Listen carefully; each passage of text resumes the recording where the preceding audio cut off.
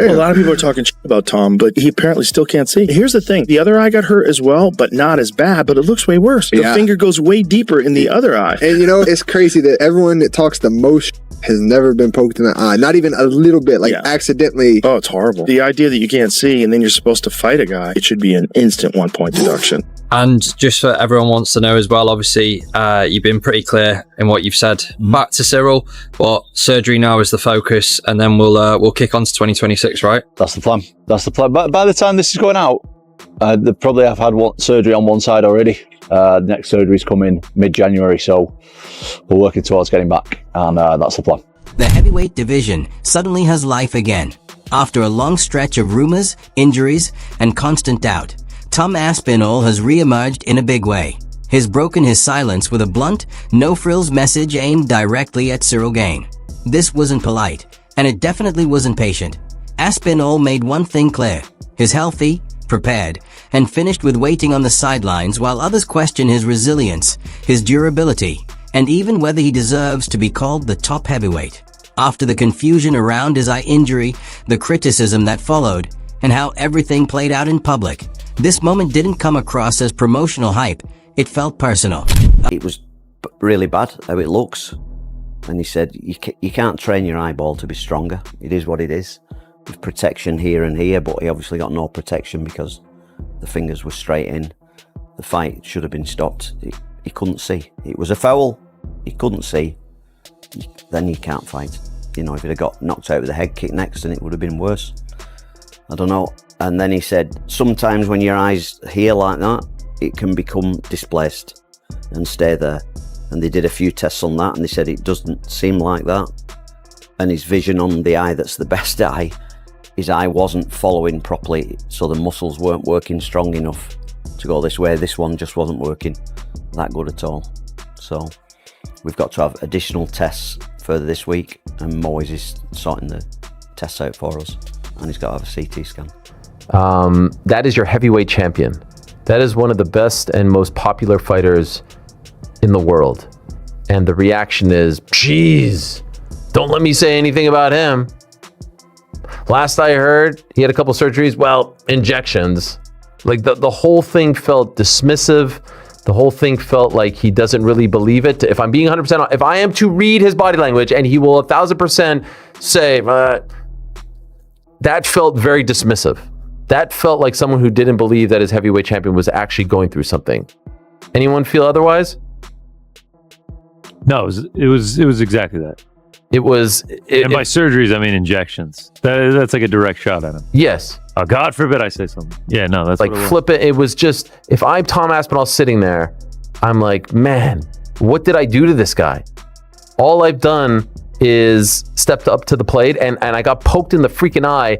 And you think I want to get injections for fun? Do you think Tom Aspinall is injections or not, surgery or not? Do you think he's doing this for fun?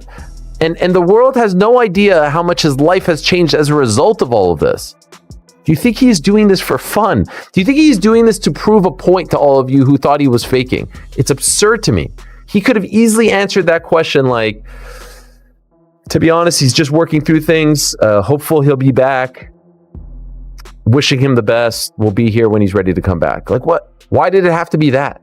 The guy that's currently ranked number 10 is his friend, Anthony Elijah, and he would vacate the title if Elijah got to a point where he just couldn't fight for the title. I hate that, Tom saying I'd vacate if he fought. It's even silly to talk about that when a guy's ranked at number 10. Yeah, but I think because, remember he said something before, remember after, and it was fucked up, Dana after the fight, remember he was like, he was just putting it down like he didn't want to fight or something like that. He didn't want to fight, like they said he quit. And then Tom's like, what the fuck, dude? So then now, and Dana got a bunch of backlash from that. So Dana's like, dude, I don't know. I'm not saying shit because I get so much shit last time. It was weird. He's like, I guess he had surgery. By surgery, I mean injection. Yeah, that's kind of... the fuck? I'm with Tom. Like, what the fuck? Yeah. Hold on. Hey, Dana, anybody, do you think Tom doesn't actually have a fucking eye injury? Let me get this straight.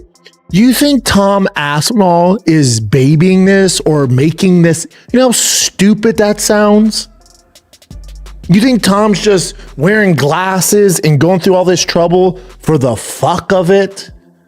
Literally the best heavyweight on the roster. Yeah. You think Tom doesn't want to get back in there and fight? Make money. Get an actual title? Not this interim bullshit. You think Tom Aspinall's scared of Cyril Gahn? Do you know what the fuck Tom's gonna do once his eyes get right?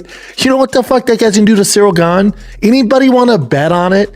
You know the amount of pain that dude's gonna put on Cyril Gahn? No, but Cyril Gahn was doing good in that 4 minutes that we saw him. Are you out your fucking mind? This shift feels deeply personal. Even Joe Rogan has reportedly commented on how different Aspinall sounds lately. The relaxed, easygoing heavyweight isn't what we're seeing now. Instead, this is someone who feels dismissed. Someone who thinks his reputation has taken a hit and wants to answer the criticism in the only language that matters to him, competition. And Cyril Gane fits perfectly into that response. From a stylistic standpoint, the matchup is straightforward. Gane relies on movement, precision, and control from distance. Aspinall counters with explosiveness, finishing power, and a level of grappling pressure that has given Gane problems before. When they crossed paths previously, the outcome didn't take long to materialize. Do you have any updates about the eye of Tom Aspinall, and is there a rematch in the works? Oh, Jesus, don't let me talk about Tom Aspinall's eye. Apparently he's going in for a second surgery or just had it, and by surgery I mean injections. I have no idea. Thank you, sir. Get a quote from him. God fucking forbid I say something about it. Go ahead. Do you have any updates about the eye of Tom Aspinall, and is there a rematch in the works? Oh, Jesus, don't let me talk about Tom Aspinall's eye. Apparently he's going in for a second surgery or just had it, and by surgery I mean injections. I have no idea. Get a quote from him. God forbid I say something about it. Go ahead. We're Dana. Jeez. How close did you think you were to fit? Here's your quote. Catching strays, aren't I? Catching strays in my own living room on a Sunday morning. Wouldn't it be interesting if Tom came out and said, no, I'm not going to rematch him. He's a cheater. Why would I rematch a guy that already cheated, that violated not one of my eyes, but both? I gave him his chance. He chose to cheat, and I'm going to move on. If Tom took that stance, which he's not going to do, I'm saying, but for fun, I think he'd have a lot of people that supported him. For some reason, Cyril has come out of this thing with his hands clean. He's the one that did the poking. They've got to do something about these eye pokes. The rule is you got to have your hands like this, but you can still have your fingers out straight. You can't do that. You can do that. That's the stupidest rule I've ever seen in my life. Make a fist. Simple as that. You're throwing punches, and yeah, you got to parry shots, but you just got to unbend your fingers. It's really not that hard. This is a stupid rule. Only Tom knows what happened. Could he see? Couldn't he see? Could he continue? I can't make people fight if they feel they've been injured. After the Jones fight, a lot of people wrote Cyril Gahn off. He looked damn good tonight. I mean, he had Tom bloodied up, and Tom didn't want to continue in the fight. The rematch is very... That outcome still looms large over their storyline. Aspinall knows it. Gane knows it. And the fans haven't forgotten either.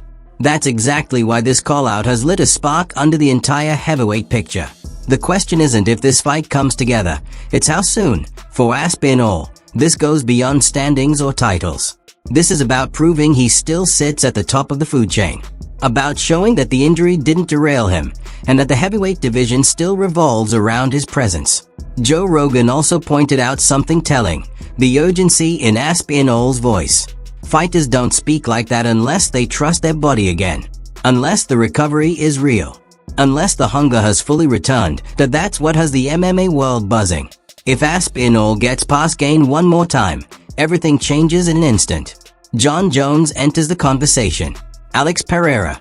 Legacy bouts. Super fights. The door swings wide open. But before any of that can happen, there's business left unfinished. Tom Aspinall has made himself crystal clear.